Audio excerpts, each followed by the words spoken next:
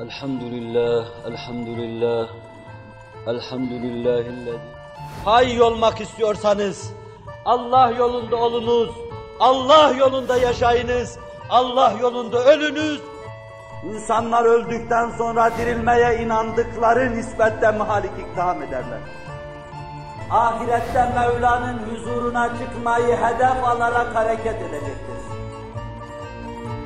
Orada memnun olma var, orada mahzun olma da var.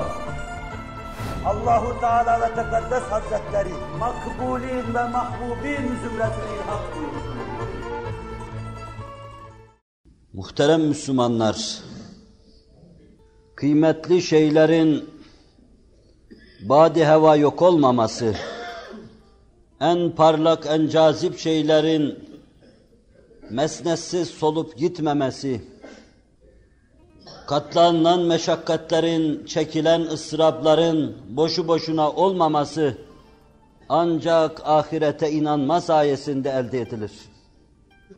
Dökülen terler, akıtılan kanlar, çekilen ıstıraplar, ahiretin mizan ve terazisiyle tartılmakla ancak kıymet kazanır.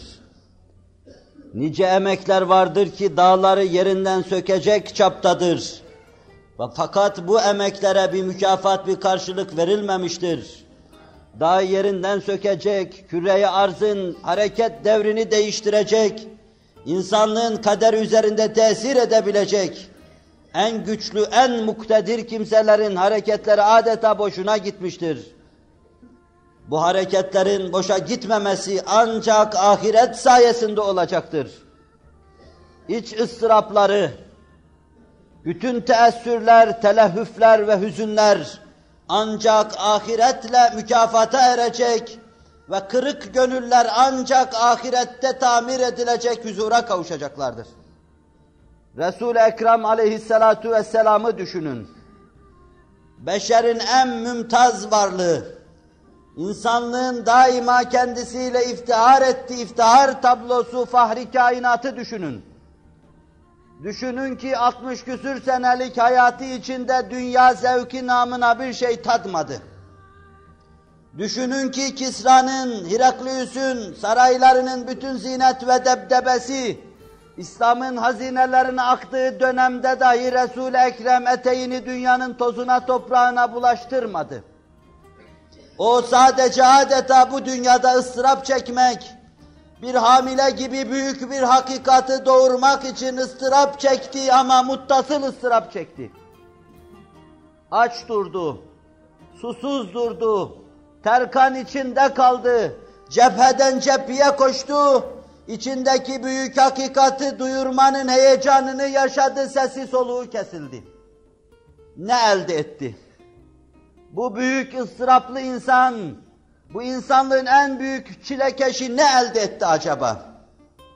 Onun bütün sahi ve gayretini hebaen mensur kabul etmemek, ancak onu ahiretin sultanı görmek sayesinde olacaktır.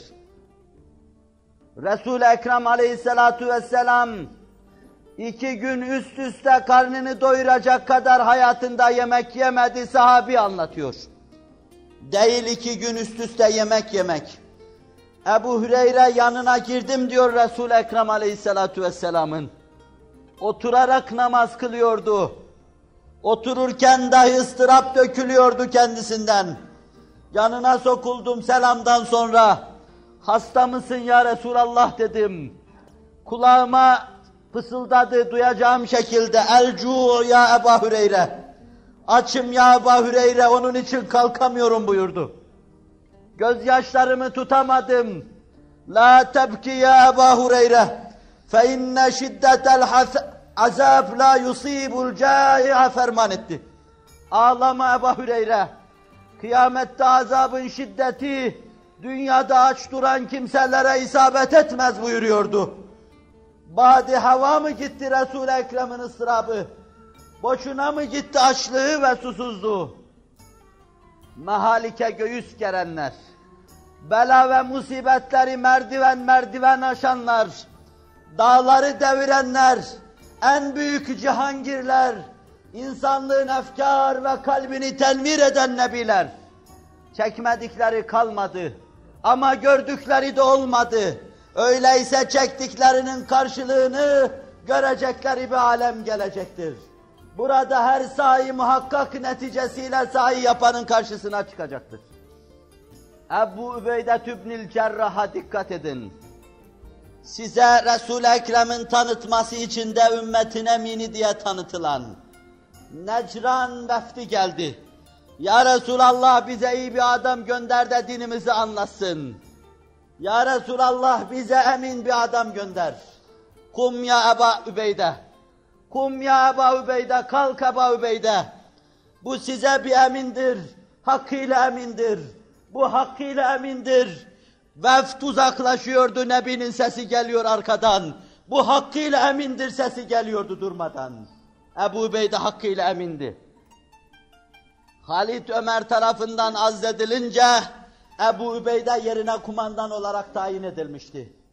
Ama Yermuk gibi İslam tarihinde ciddi bir vaka olan, Romalılarla Müslümanlar arasında kazanma ve kaybetmenin kavgası olan bir vakada kumandan değişmesi demek her şeyin alt üst olması demekti. Ebu Übeyde'ye Hazreti Ömer'in emri geldi. Kumandan sensin, Halid senin emrinde bir neferdir. Vaka bitinceye kadar sesini çıkarmadı. Vaka bittikten sonra halifenin emridir. İster dinlersin ya Halid, isterse dinlemezsin. Aldığı nameyi öptü, başına koydu. Ya Ebu Übeyde niçin baştan bana söylemedin?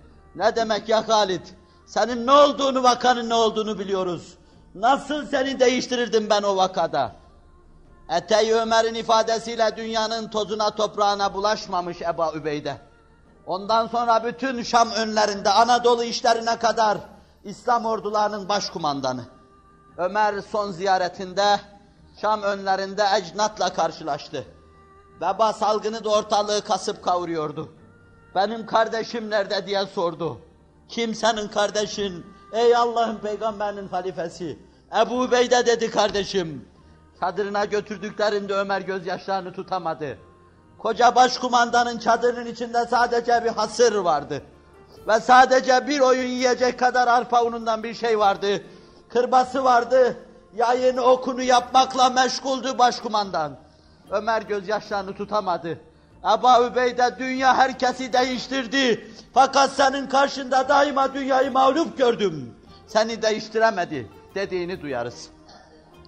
Veba tırpanlıyordu ortalığı.